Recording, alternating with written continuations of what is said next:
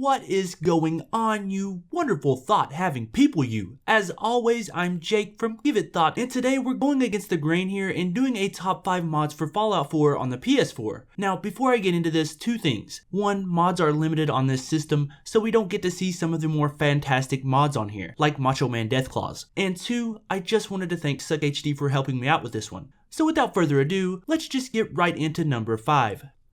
For number 5, I have two selections because they're very similar. Plenty o exploration and stumble upon interiors break up the monotony of those boarded up doors that are everywhere in the Commonwealth and actually give you something to look at. All of these modded interiors use lore-friendly lighting and asset placement, so nothing really looks out of place. I guess you could say the odd amount of candles looks weird, but I would be willing to bet that if this mod was installed and you didn't know it, you would just think Bethesda was going for an eerie feeling in these buildings, sort of like they did with the Witchcraft Museum. But I will say Plenty o Exploration is just limited to Concord, so you don't get much use of it after that, whereas Stumble Upon Interiors is spread out through the game world. This is good, but it does make the places harder to, well, stumble upon. These mods would come in really handy on survival mode, so I'd say try them out if you're that type of player. I don't think it would make it easier, just more approachable. You never know when you might need a close bed. And now onto number 4.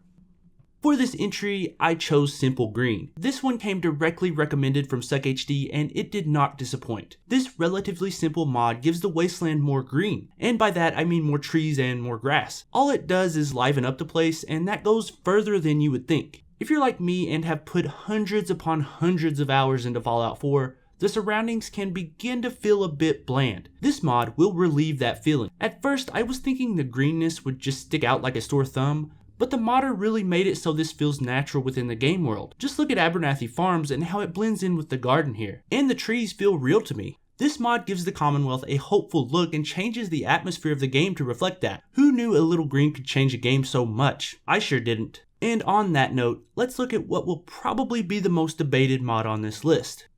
Coming in at number 3, I chose the Wasteland Baubles Ring Overhaul mod. This is something that even I had the idea for when I first noticed the wedding rings in my inventory after escaping Vault 111 for the first time. This mod adds special effects to rings and allows you to find and craft more rings to boost your stats. In the mod's description, it even says the creator was surprised to see that Bethesda made equipable rings but gave them no bonus effects. This surprised me too. I think some people could see them as overpowered and would make the gameplay imbalanced, especially the higher tier rings, but for me, the beginning rings fit in perfectly and could really help a lot of character builds. You craft them at cooking stations, which is a bit odd, but I guess the modder was going for the whole blacksmith thing. And as you can see, there are a bunch of rings to craft and it isn't easy to find those materials, so I think that balances out the bonuses for the most part. Even the wedding rings you start out with have bonuses. All in all, I think this mod is what mods are supposed to be. The rings add to a neglected part of the game system and I think it's just fantastic.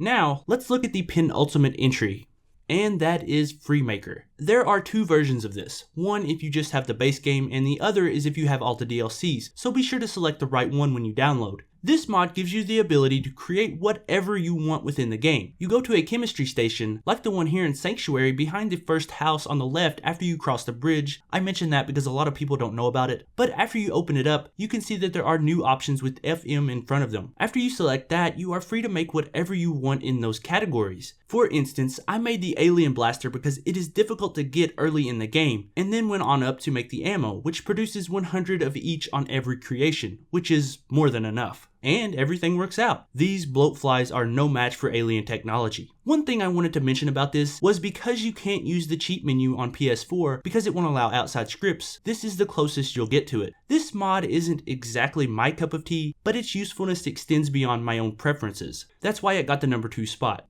And speaking of that, let's get on to my number 1 mod for Fallout 4 on the PS4 so far.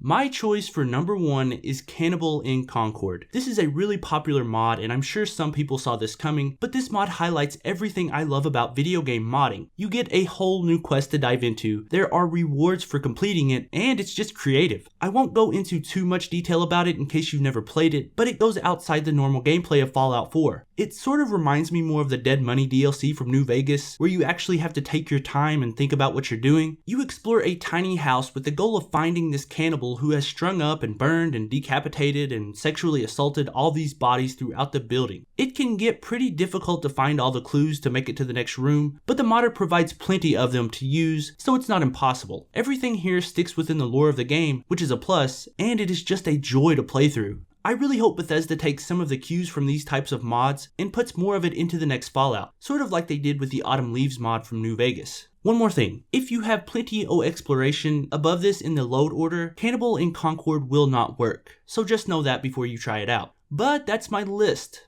so far. I may do another one in the near future because I just checked the mod list on Bethesda.net and there has been over 100 mods added since I began this script, so some new ones are sure to come that are better than these. But be sure to tell me if I missed any down below. I'm sure I did, so be as mean as possible when you tell me how bad my list was. But I guess that's where I'm going to end this video. If you enjoyed this video, you know what you have to do. Hit that like button for me, and if you're new here, why not subscribe? I put out a new video every single day, and it's normally news videos, but today I took a little break and did a top 5 because it was requested quite a bit. But I think that's where I'm going to end things today.